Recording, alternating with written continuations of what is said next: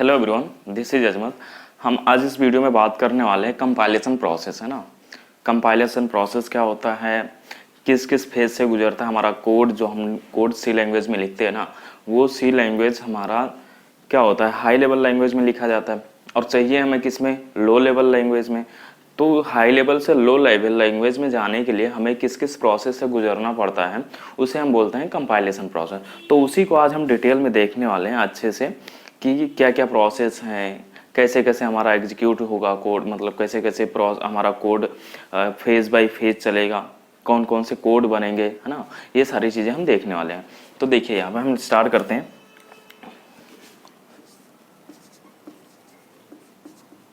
Compilation process, compilation process. देखिए compilation process में थोड़ा सा एक एग्जांपल लिख लेता हूँ सी लैंग्वेज का ही। जैसे लाइक हमने लास्ट क्लास में हेलो वर्ड का एग्जांपल लिखा था, सेम यहाँ पे लिखता हूँ। फिर उससे हम समझते हैं स्टेप बाय स्टेप कि कैसे हमारा कोड जो है एग्जीक्यूट होने वाला है, कंपाइल होने वाला है। तो यहाँ पे मैं लिख लेता हूँ हैश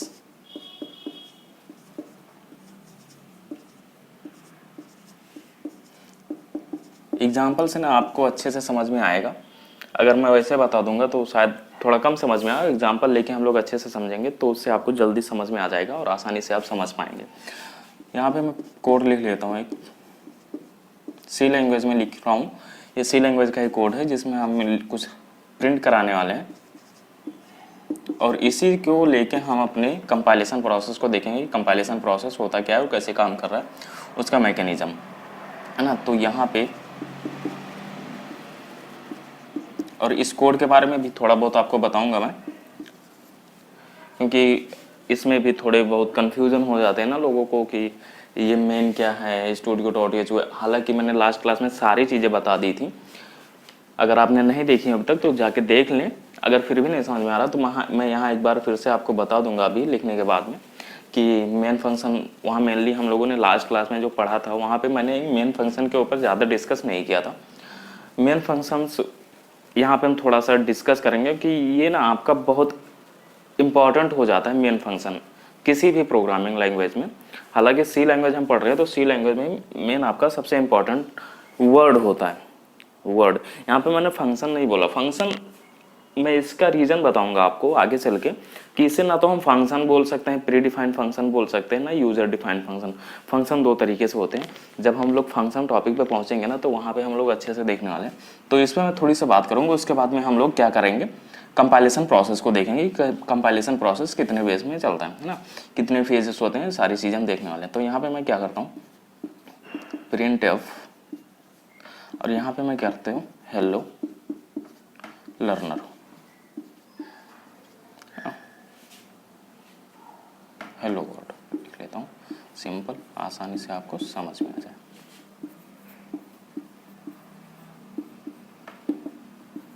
देखिए ये तो रहा आपका क्या, सी लैंग्वेज में लिखा गया प्रोग्राम आपका, जिसे हम बोलते हैं हाई लेवल में लिखा गया। अब इस हाई लेवल को हमें फाइनली किस में चाहिए,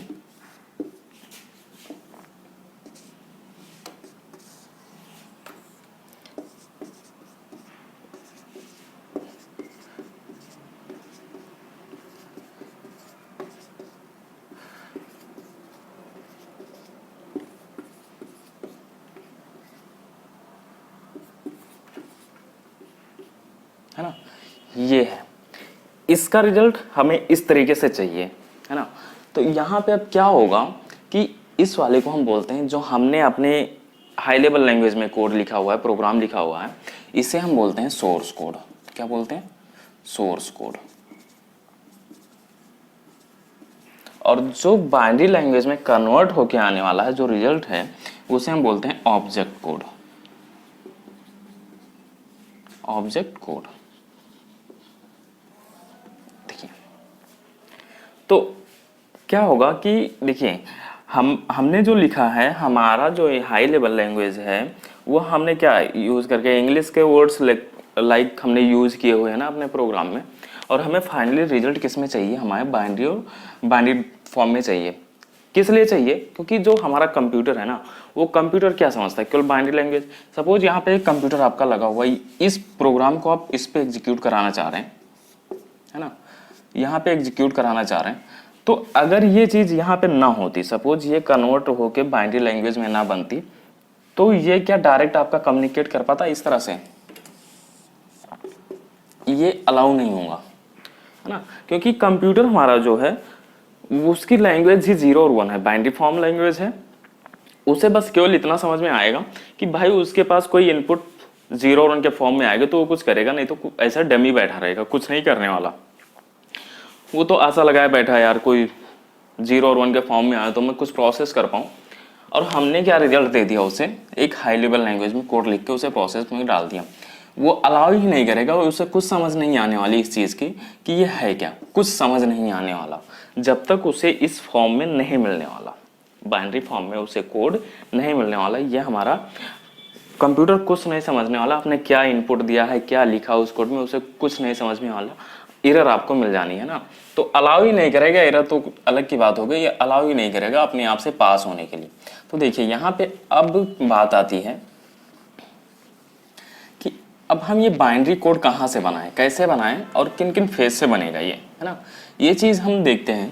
तो ये जो बाइनरी फॉर्म आपकी बन रही है लैंग्वेज, जो कंप्यूटर समझ रहा है, ये जो बाइनरी फॉर्म बन रही है, यहाँ से देखिए, यहाँ से यहाँ जा रहा है, जब ये बाइनरी फॉर्म में कन्वर्ट होने जा रहा है तो इसके बीच में ना जो प्रोसेस होते हैं उसी को हम बोलते हैं कंपाइलेशन प्रोसेस। देखिए इन दोनों के बीच में जो भी प्रोसेस होगा उसे कंपाइलेशन प्रोसेस बोलते हैं।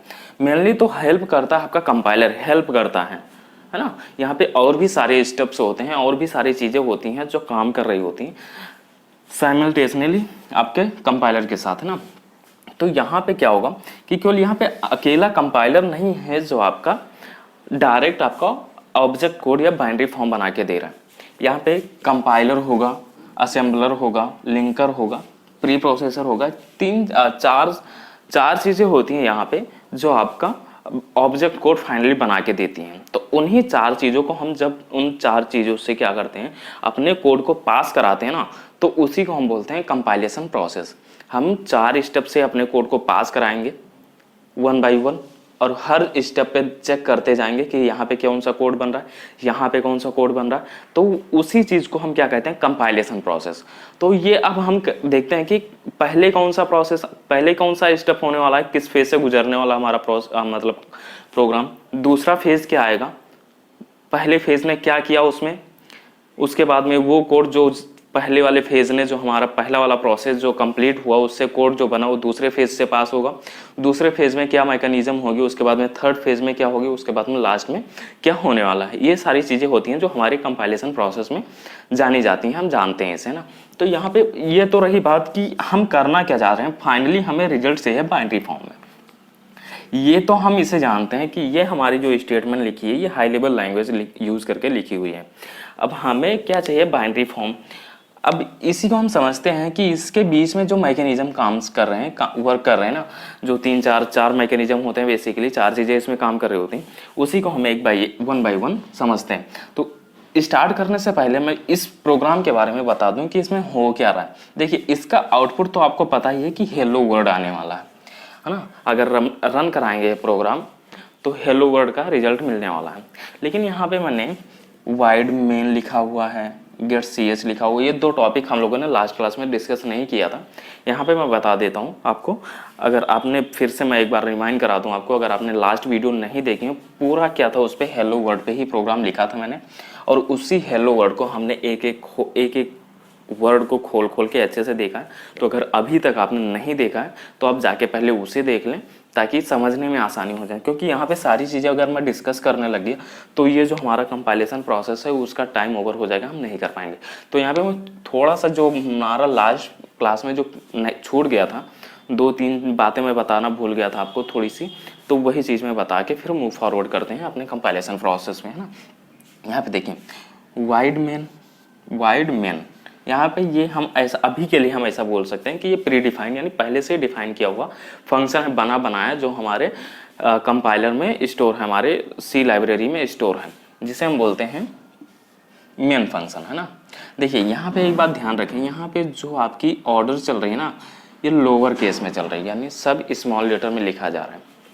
तो यहाँ पे ध्यान दीजिए, वाइड, वाइड का मतलब होता है जीरो, नथिंग, इसका मतलब वाइड है, खाली है, कुछ मतलब नहीं है इसका।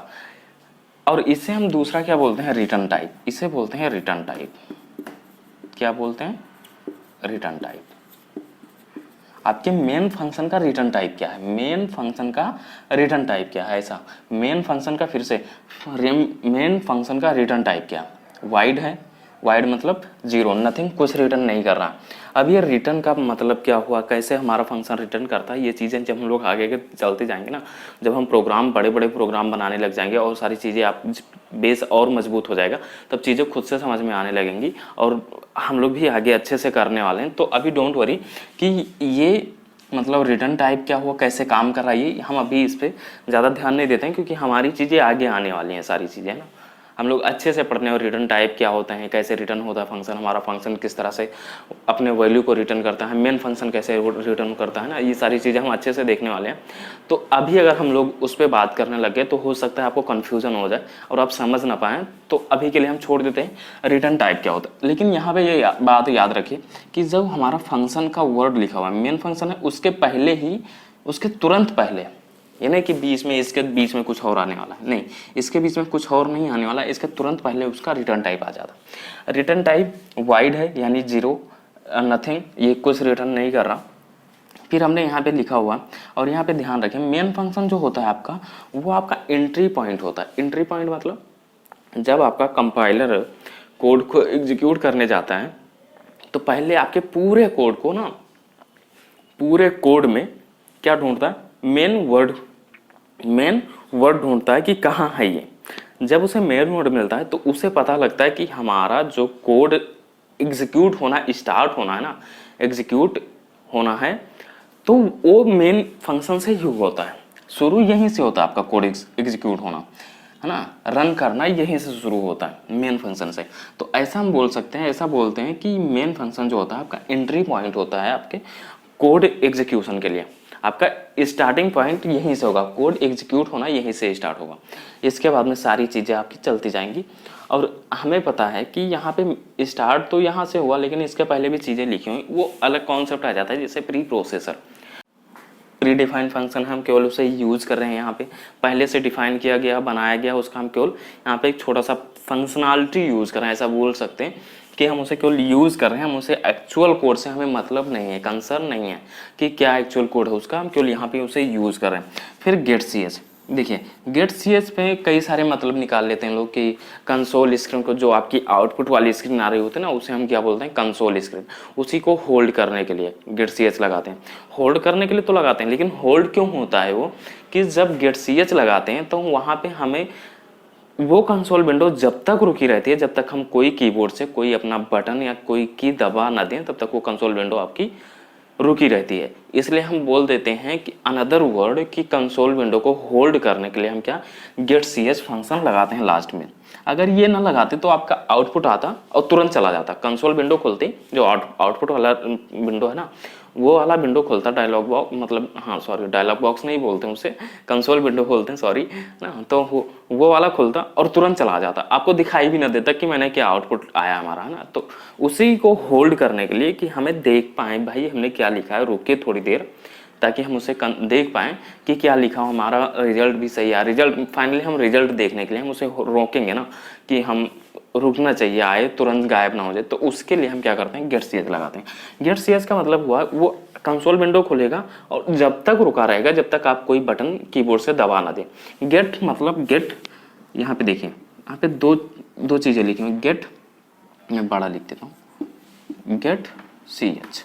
गेट मतलब गेट करेगा, आपके कीबोर्ड से कुछ लेगा, कुछ क्या लेगा, कैरेक्टर, गेट कैरेक्टर ऐसा बोल सकते हैं। गेट कैरेक्टर, जब तक कोई आप कैरेक्टर नहीं देंगे उसे, कंसोल विंडो क्लोज नहीं होने वाला, है ना। तो इस ऐसा ही आपका मेन। अब हम देखते हैं कंपाइलेशन प्रोसेस में क्या होता है। देखिए हमारा ये जो रहा कोड, ये तो हाई लेवल लैंग्वेज में है, जिसे हम बोलते हैं सोर्स कोड। हमारा फाइनली आंसर चाहिए इसमें। अब इसमें आपकी चीज़ें क्या काम कर रही होती है मैं बता दूँ आपको, आई होप आपको समझ में आ गया होगा ये चीज़ें, है ना, कि ये चीज़ें आपको समझ में आ गई होंगी।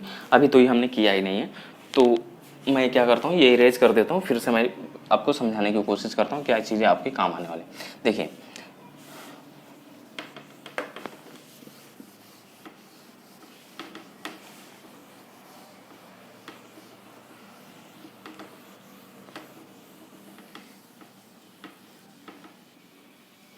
मैं ये लिखा रहने देता हूँ क्योंकि उसकी ज़रूरत है हमें, है ना। देखिए यहाँ पे जो आपका कंपाइलेशन प्रोसेस है, यानी जो हाई लेवल सोर्स कोड से आपका जो सोर्स कोड का जो प्रोग्राम है, आपका फाइल है, वो हमारा फाइनली बाइनरी कोड में बनने वाला है। तो उसमें काम कितनी चीज़ें आने वाली हैं। देखिए पहला तो आता है आपका प्री प्रोसेसर से गुजरेगा ये प्री प्रोसेसर। सेकंड जो आपका है वो कंपाइलर से गुजरेगा। थर्ड जो है आपका असेंबलर से गुजरेगा। एंड फोर्थ जो है आपका लिंकर से गुजरेगा। ये 4 स्टेप होते हैं, 4 फेजेस होते हैं जहां से हमारा प्रोग्राम मतलब कंपाइल होना शुरू होता है। मतलब कंपाइल होना नहीं, कंपाइलेशन प्रोसेस बोलते हैं इसे, कि यहाँ से प्रोग्राम आपका जाएगा, इन 4 फेजेस को पार करके फिर फाइनली हमें रिजल्ट मिलने वाला है। क्या मिलने वाला है? आपका ये वाली कोड बन के आने वाली है ना, एग्जीक्यूटेबल फाइल बन के आने वाली है, जो फाइल आपके कंप्यूटर पे एग्जीक्यूट होने वाली है। तो इन 4 फेजेस को उसे पास करना होता। अब हम एक एग्जांपल के थ्रू फिर से समझते हैं। एक छोटा सा एग्जांपल लिखेंगे, सेम एग्जांपल, और उस एग्जांपल को हम इस 4 प्रोसेस से पास कराएंगे। और पास कराते समय हम देखेंगे कि कौन कौन से चीज़ कैसे काम कर रही हैं और कौन कौन सा कोड बना रही हैं। इसमें प्री प्रोसेसर क्या कर रहा है, कंपाइलर क्या कर रहा है, असेंबलर और लिंकर, है ना, कैसे काम कर रहा है और इसका वर्क क्या है ना, क्या क्या चीज़ें इसमें होती हैं, ये सारी चीज़ें हम समझते हैं। तो आई होप आपको मतलब आप स्क्रीनशॉट लेना चाहें तो ये आपके लिए इंपॉर्टेंट है कि ये चीज़ें आप 4 फेज याद कर लें कि प्री प्रोसेसर, कंपाइलर से गुजरे, असेंबलर से, फिर लिंकर से, है ना। ये 4 चीज़ें होती हैं। अगर आप लिखना चाहें, नोट डाउन करना चाहें नोट डाउन कर लें, नहीं तो स्क्रीनशॉट ले लें। ले लिया? आई होप आपने ले लिया होगा। फिर से इरेज करते हैं, हम छोटा सा प्रोग्राम लिख लेते हैं कॉर्नर पे। देखिए इसका हम लोग क्या देखते हैं, एक डायग्राम बना के, मतलब प्रोसेस बना के इसका देखते हैं कैसे।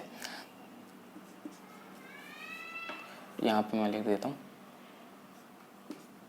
Hash include studio dot h, hash include conio dot h main. मैं छोटा इसलिए लिख रहा हूँ क्योंकि हमें नीचे और भी सारी चीज़ें लिखनी है, तो आप लोग ध्यान दीजिएगा कि क्या लिखा हुआ है ना।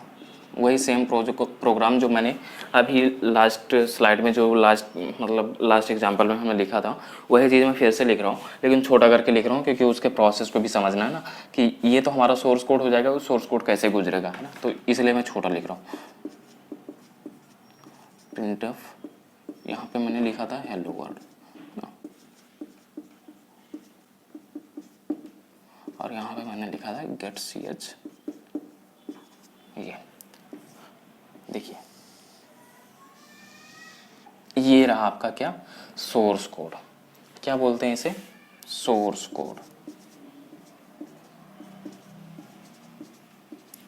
देखिए पहला स्टेप जो था आपका, वो है आपका pre processor. Pre processor source code है जो आपका पहला स्टेप में क्या होगा, करेगा है प्री प्रोसेसर से गुजरेगा। उसके बाद में प्री प्रोसेसर के बाद में आपका क्या होगा, ये कंपाइलर से गुजरेगा। कंपाइलर से होते हुए कहाँ जाएगा, असेंबलर में। असेंबलर में असेंबलर से होते हुए कहाँ जाएगा, ये लिंकर के पास फाइनली।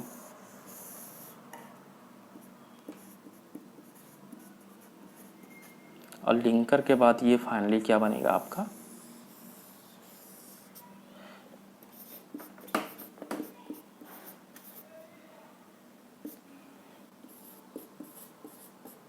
इसे बोलते हैं एग्जीक्यूटेबल कोड।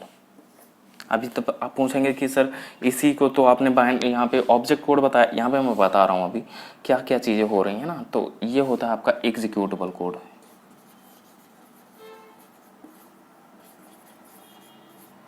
ये रहा, इस तरह से आपका प्रोसेस होता है ये। अब समझते हैं एक एक को, है ना। यहाँ पे देखिए प्री प्रोसेसर क्या करेगा आपका, जब आपका कोड प्री प्रोसेसर के पास पहुंचेगा तो प्री प्रोसेसर क्या करेगा, यहाँ पे प्री प्रोसेसर इसमें चेक करेगा आपके कोड में कि आपने कमेंट डाल रखा। अगर आपने कमेंट डाला होगा तो उसे रिमूव कर देगा वो। कमेंट मतलब आपने कहीं पे अपने पूरे प्रोग्राम में कहीं पे कमेंट स्टेटमेंट दे रखा तो कमेंट हटा देगा वो। दूसरा है क्या करेगा कि hash include dot h hash include conio, इसे एक्सपैंड करेगा। एक्सपैंड करने का मतलब हुआ कि यहाँ पे जितने भी इसके कंटेंट है ना यहाँ पे, वो इसे यहाँ पे ऐड करेगा। यहाँ यानी हम इस स्टेज पे बोल सकते हैं कि इस स्टेज पे आपका क्या बन के आने वाला है, expanded code. Expanded code, expanded code मतलब नहीं समझ में आया होगा। प्री प्रोसेसर क्या करता है, प्री प्रोसेसर का मतलब ये है कि वो ना आपके कोड को एक्सपैंड करता है, अननेसेसरी पार्ट को रिमूव कर देता है। जैसे अननेसेसरी पार्ट मतलब हुआ कि वो तो आपके कमेंट्स को रिमूव कर देगा, क्योंकि कमेंट हमारे ना कोड का हिस्सा नहीं होता, वो कंपाइल और रन होने नहीं जाता, तो वो उसे रिमूव कर देता है। दूसरा क्या करता है, जो हमने यहाँ पे हेडर फाइल्स यूज की हुई हैं .h studio.h है ना, conio.h, इसे और एक्सटेंड करता है। एक्सटेंड करने का मतलब हुआ कि यहाँ पे ना पूरा पाथ डायरेक्टरी इसका सेव करता है ना, कि ये फाइल कहाँ पे सेव है, उसके कंटेंट को सेव करता है। इस तरह से आपके कोड को एक्सटेंड कर देता है ना। तो यहाँ पे इतना सब होने के बाद में प्री प्रोसेसर ये करता है, देखिए अब यहाँ पे आपको समझ में आ रहा होगा कि अभी कंपाइलर स्टार्ट नहीं हो उसके पहले ही ये जो आपके .h फाइल है ना ये चल गए। इसलिए मैं बता रहा था कि ये प्री प्रोसेसर होते हैं जो कंपाइलर से भी पहले आपके चल जाते हैं। देखिए कंपाइलर से पहले भी चल गया, अब कंपाइलर में आएगा ये वाला code, expanded code. Expanded code का मतलब हुआ, जैसे सपोज कि आपने क्या किया, एक्सटेंशन में बता देता हूँ आपको कि एक्सपैंडेड कोड का एक्सटेंशन क्या होगा, इसका कोड कैसे बन के आएगा अपने प्रोग्राम में, है ना। तो मैं इसे बता देता हूँ सिंपल वर्ड में कि देखिए ये कोड आपने लिखा, अब इसे आपने सेव भी तो कहीं ना कहीं किया होगा किसी नाम से ना। सपोज मान लेता हूँ आपने किस नाम से सेव किया, इसे हेलो, हेलो नाम से सेव किया। हेलो डॉट सी का मतलब हुआ एक्सटेंशन ऑफ सी लैंग्वेज, है ना। Extension of C language, extension का मतलब होता है, जैसे एग्जाम्पल में अगर मैं आपको दूं, जैसे आप म्यूजिक सुन रहे हैं, गाने सुन रहे हैं, तो उसका एक्सटेंशन क्या होता है, गाने MP3 क्या हुआ, ऑडियो सॉन्ग के लिए। वीडियो के लिए .mp3 है ना, सॉरी .mp4 है ना। ऐसे बहुत सारे एक्सटेंशंस आ जाते हैं। अब जब आप वर्ड पे काम कर रहे हैं, MS वर्ड पे, तो उसमें क्या होता है डॉट ना, बहुत सारे आप यूज करते हैं टेक्स्ट है ना, डॉट टेक्स्ट, ये होता है आपका टेक्स्ट फाइल के लिए, है ना। तो ऐसे सारे क्या होते हैं, एक्सटेंशन होते हैं। तो हर चीज़ के लिए आपका एक्सटेंशन होता है। तो सी लैंग्वेज का एक्सटेंशन क्या है आपका .c, ये होता है आपका एक्सटेंशन ऑफ सी लैंग्वेज ना। तो आपने इस नाम से फाइल को सेव किया फाइनली, इस वाले फाइल को, है ना, सोर्स कोड को। अब ये क्या करेगा, एक्सपैंड जब करेगा, हमारा प्री प्रोसेसर काम करके ख़त्म करेगा, और जो हमारी कोड बन के आएगी वो किस नाम से बन के आएगी, hello.i। नेम वही रहेगा, बस आपका क्या चेंज हो जाएगा, एक्सटेंशन चेंज हो जाएगा, यानी एक्सपैंडेड कोड hello.i। अब ये hello.i कोड कहाँ जाएगा, यानी ये वाला जो कोड बन के आया आपका, ये कहाँ जाएगा आपका कंपाइलर के पास। आई होप आपको समझ में आ रहा होगा। अगर नहीं समझ में आ रहा तो फिर से रिवाइंड करके देख लीजिए, है ना। उसके बाद में फिर से समझने की कोशिश करें। फिर भी नहीं समझ में आ रहा तो आप कमेंट बॉक्स में पूछ सकते हैं कभी भी। तो यहाँ पे जो एक्सपेंडेड कोड बन के आया था, प्री प्रोसेसर ने हमें बना के दिया था, वो कोड बन के कहाँ जाएगा, कंपाइलर में। अब कंपाइलर का काम यहाँ से शुरू होता है। कंपाइलर क्या करेगा आपका, कंपाइलर तो आपके पूरे प्रोग्राम को ना चेक करेगा। क्या चेक करेगा, एरर फ्री करेगा कि आपने कहीं गलती तो नहीं की है, आपके प्रोग्राम में कोई मिस्टेक तो नहीं, ये सारी चीज़ें वो चेक करेगा। फिर वो अपने आप से पास होने देगा। पहले स्टेज में ही यही चेक हो जाता है आपका प्रोग्राम चेक हो जाता है कि आपका प्रोग्राम सही लिखा हुआ, आपने सिंटैक्स मिस्टेक तो नहीं किया, कहीं एरर तो नहीं है, कहीं आपने लूप होल तो नहीं छोड़ दिया। ऐसे बहुत सारी चीज़ें जो आपको चेक करके देगा। अगर गलती है तो आपको यहीं से आपका रिटर्न हो जाएगा कोड और वार्निंग मिल जाएगी आपकी कोड को, है ना। आपको वार्निंग मिल जाएगी कि आप पहले ये सही करें फिर मेरे से पास कराएं इसे, तब मैं गुजरने दूंगा अपने आप से। तो इस तरह से क्या होता कि यहाँ पे ये काम क्या करेगा कंपाइलर, कि आपके कोड को ना एरर फ्री करेगा। एरर फ्री सारे एरर्स को हटाएगा, है ना। उसके बाद में आपका जब एरर हटाने के बाद में एक और काम करेगा, बेसिकली दो काम करता है कंपाइलर। पहला तो आपके एरर को हटाता है कि आपने कहीं गलती हो अगर की हो तो उसे सही कर लें, फिर से ट्राई करें, फिर अगर गलती हो तो फिर से सही करें, फिर ट्राई करें, तब मैं गुजरने दूंगा। दूसरा क्या करता है कंपाइलर ना, असेंबली आपके हाई लेवल यानी सोर्स कोड को, जो हमारा एक्सपेंडेड कोड आया था अभी तो इसी फॉर्म में चल रहा है, ये क्या करेगा, दूसरा मतलब हुआ इसका कि ये ना असेंबली लैंग्वेज में आपके कोड को कन्वर्ट करेगा। किसमें? असेंबली लैंग्वेज में। यहाँ पे देखिए इस वाले फेज पे ना क्या बन के आएगा आपका असेंबली कोड।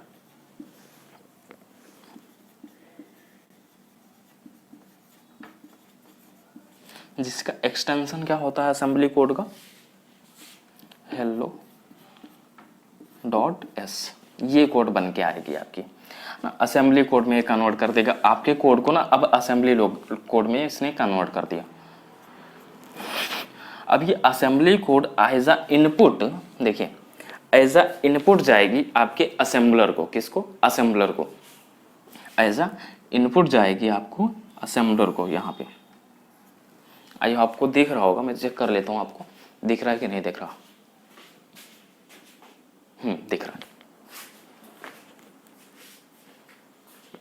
दिख रहा है ना। यहाँ पे देखिए असेंबली कोड बना, कंपाइलर ने बना के दिया असेंबली कोड, एरर फ्री करके दिया उसे, फिर उसने क्या किया असेंबली कोड में बना के दिया। अब यहाँ से आपके कोड को कंसर्न नहीं है कि एरर है कि नहीं, क्योंकि एरर तो आपका रिमूव हो चुका है, कंपाइलर ने रिमूव कर दिया। तो यहाँ पे एरर फ्री कोड बन के आया और प्लस असेंबली कोड में बन के आए असेंबली कोड, है ना। तो assembly code as a input जाएगा कहाँ पे? असेंबलर को। कहाँ पे? असेंबलर को। असेंबलर क्या करेगा, इसे अब कन्वर्ट करने वाला है फाइनली ऑब्जेक्ट कोड में, यानी 0 और 1 के फॉर्म में आपके कोड को, है ना। तो यहाँ पे असेंबलर का जो ये प्रोसेस है,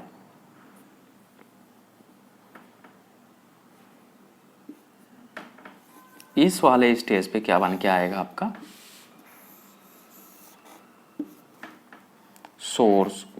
ऑब्जेक्ट कोड।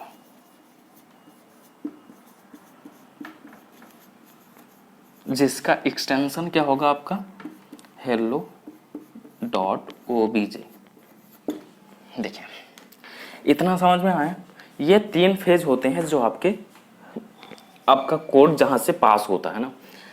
प्री प्रोसेसर क्या करता है, मैं एक बार फिर से बता दूं आपको। प्री प्रोसेसर क्या करता है कि आपके कोड को एक्सपैंड करता है, अननेसेसरी पार्ट को हटाता है, रिमूव करता है, और आपके .h फाइल को यानी हेडर फाइल को एक्सपैंड करता है। कैसे एक्सपेंड करता है कि यहाँ पे जो हमने .h फाइल लिखी इसकी ना डायरेक्टरी यहाँ पे पेस्ट करता है कि कहाँ पे सेव है, उसकी की पूरी पाथ यहाँ पे सेव करेगा और उसके कंपोनेंट्स को एक्सप्लोर करेगा, है ना। उसके बाद में ये इसका काम खत्म होने के बाद में ये एक कोड जनरेट करेगा जिसे बोलता है एक्सपेंडेड कोड, और उसका एक्सपेंडेड कोड का एक्सटेंशन जो होता है आपका .i फॉर्म में होता है। और ये expanded code as a input जा रही है, यहाँ पे देखिए एज अ इनपुट जा रही है आपके कंपाइलर को। कंपाइलर में प्रोसेस होगा, कंपाइलर काम क्या करेगा आपके कोड से आपके कोड में एरर फाइंड करेगा और एरर फ्री करने के बाद में सारी गलतियों को रिमूव कराएगा, आपसे कराएगा, मतलब खुद से नहीं करने वाला।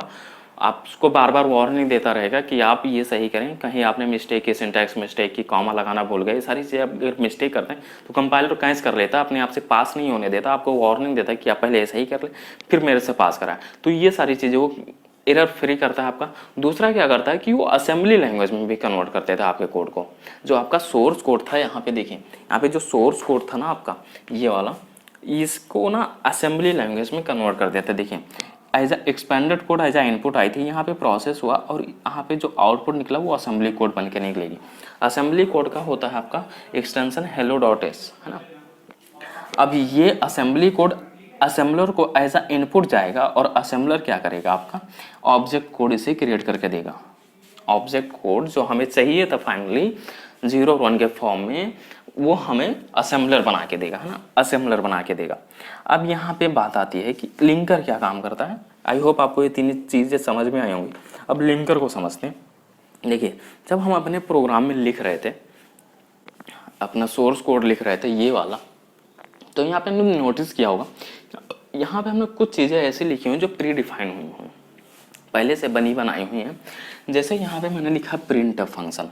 प्रिंटफ फंक्शन मैंने यूज़ किया, हमें इस बात से कंसर्न नहीं है कि हम क्या करते हैं कि उसे कहाँ पे बनाऊँगा, कैसे बनाऊँगा, लेकिन बना तो हुआ होगा ना कहीं ना कहीं।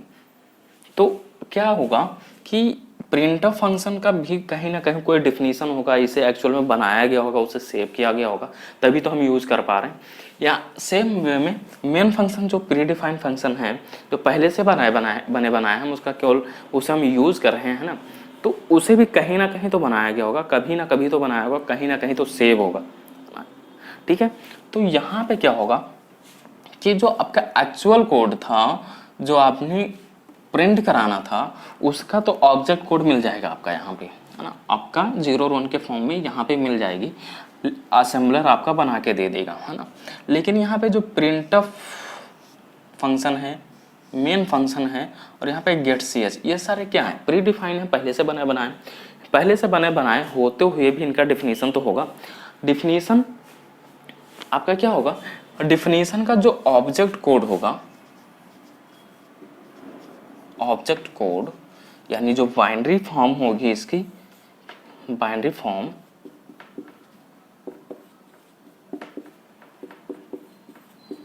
है ना, ये कहीं ना कहीं सेव होगी। सेव कहाँ होती है, .lib, जिसे हम लाइब्रेरी फाइल बोलते हैं, वहीं पे सेव होती है या।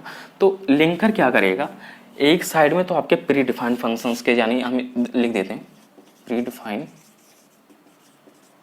फंक्शन के, जिसे हम लाइब्रेरीज बोलते हैं ना, ऐसे बोल सकते हैं लाइब्रेरीज। लाइब्रेरीज क्या कोड पड़ा हुआ है आपका, ऑब्जेक्ट कोड, और एक साइड में आपका क्या पड़ा हुआ है, जैसे यहाँ पे और भी चीज़ें लिखी हुई है ना, यहाँ पे जैसे हेलो वर्ड का कोड पड़ा हुआ है 0 फॉर्म में, यहाँ पे सोर्स कोड का बाइनरी फॉर्म पड़ा हुआ है ना, बाइनरी फॉर्म पड़ा हुआ है, बाइनरी कोड जैसे हम ऑब्जेक्ट कोड बोलते हैं। ठीक है, यहाँ पे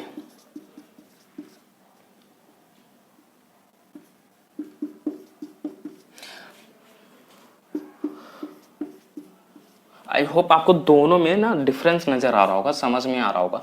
यहाँ पे जो प्री डिफाइंड फंक्शन है ना, उसका भी आपका कहीं ना कहीं एक्चुअल कोड होगा, और उस एक्चुअल कोड है तो उसका ऑब्जेक्ट कोड भी होगा, है ना, ऑब्जेक्ट कोड भी होगा। तो यहाँ पे जो लाइब्रेरी फंक्शन, लाइब्रेरी फाइल होती है, वहाँ पे उसका एक्चुअल कोड डिफाइन किया हुआ होता है। तो उस एक्चुअल कोड को और आप वाले कोड के को क्या करेगा, लिंकर जोड़ेगा। ऐसे ये वाले कोड को जोड़ेगा और ये वाले कोड को जोड़ेगा। सॉरी, यहाँ पे गलत हो गया, यहाँ तक नहीं आना चाहिए था ना, यहाँ पे देखो, ये इस वाले कोड को जोड़ेगा और इस वाले कोड को जोड़ेगा। देन फाइनली आपका एग्जीक्यूटेबल कोड बन के आएगी। फाइनली आपका जो कंप्यूटर एग्जीक्यूट करने जा रहा है वो आपकी फाइनली बन के आएगी। इतने प्रोसेस आपके चल रहे होते हैं, इसे बोलते हैं लाइब्रेरी। लाइब्रेरीज से आपके सोर्स को फेच कर रहा है, ऑब्जेक्ट कोड को, जो प्री डिफाइंड फंक्शंस के लिए बनाए गए हैं, और जो हमने अपने प्रोग्राम में लिखा है उसका कोड अलग जनरेट होता है, और लाइब्रेरी फाइल का जो प्री डिफाइंड फंक्शंस हैं उसके डिफिनीशन का कोड अलग जनरेट हुआ होता है पहले से, लेकिन उसे कनेक्ट करना होता है। और कनेक्ट कौन करता है, दोनों को आपस में मिलाता है कौन है, आपका लिंकर। और जब दोनों मिलने के बाद में आपका क्या हो जाता है, एग्जीक्यूटेबल कोड आपका फाइनली बन जाता है। आई होप आपको समझ में आया होगा। ये स्क्रीनशॉट ले लो, मोस्ट इंपॉर्टेंट है आपको, और एक बार खुद से देख लो, एनालाइज कर लो खुद से बैठ के थोड़ा सा ना, कि ये चीज़ें चल कैसे रही हैं। देखिए यहाँ पे कैसे फेज चल रहे हैं। मैं अगर यहाँ से रिमूव कर दूँ, ये अगर आपको नहीं समझ में आ रहा तो मैं रिमूव कर देता हूँ, 1 second.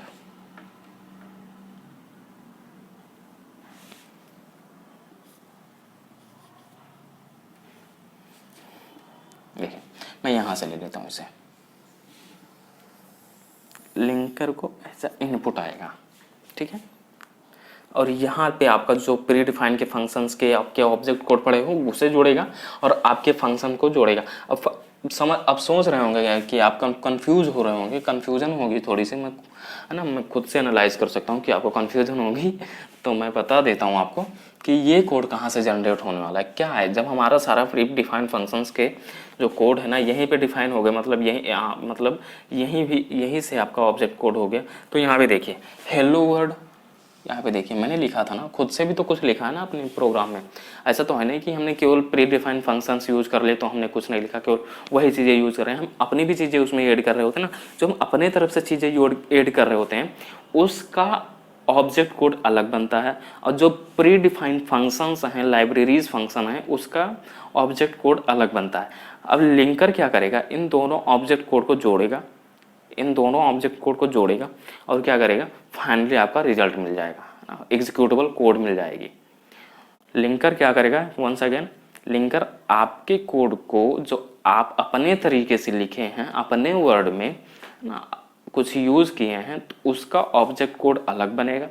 Pre defined libraries functions के जो डिफिनीशंस वाला आपका जो कोड है, ऑब्जेक्ट कोड, वो अलग डिफाइन किया हुआ है, मतलब ऑब्जेक्ट कोड रखा हुआ है, दोनों का जोड़ने का काम करेगा और जोड़ने के बाद में आपका फाइनल आउटपुट हो जाएगा, ठीक है।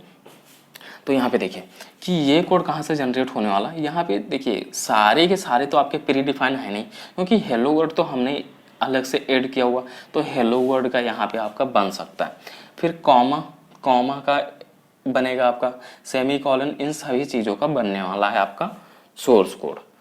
तो यहाँ पे जो हम अपने तरीके से प्री डिफाइंड फंक्शंस में या फिर अपने हिसाब से हम जो चीज़ें ऐड करते हैं अपने सोर्स कोड में, वो हो जाता है, उसका अलग कोड बनेगा, कहने का मतलब ये है।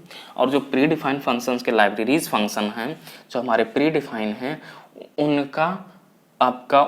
उनका नहीं, उनके डिफिनीशन का, देखिए मैंने पहले बताया कि जो हम लाइब्रेरीज फंक्शन यूज़ कर रहे हैं ना, प्री डिफाइंड फंक्शन जो पहले से बने बनाए फंक्शन है, हम जो इशू यूज़ कर रहे हैं उसे ना कहीं तो बनाया गया होगा ना, तो जहाँ पे बनाया गया होगा उसका ऑब्जेक्ट कोड अलग डिफाइन किया होता है, जो LIB लाइब्रेरी फंक्शन में, लाइब्रेरी फाइल में आपका सेव होता है।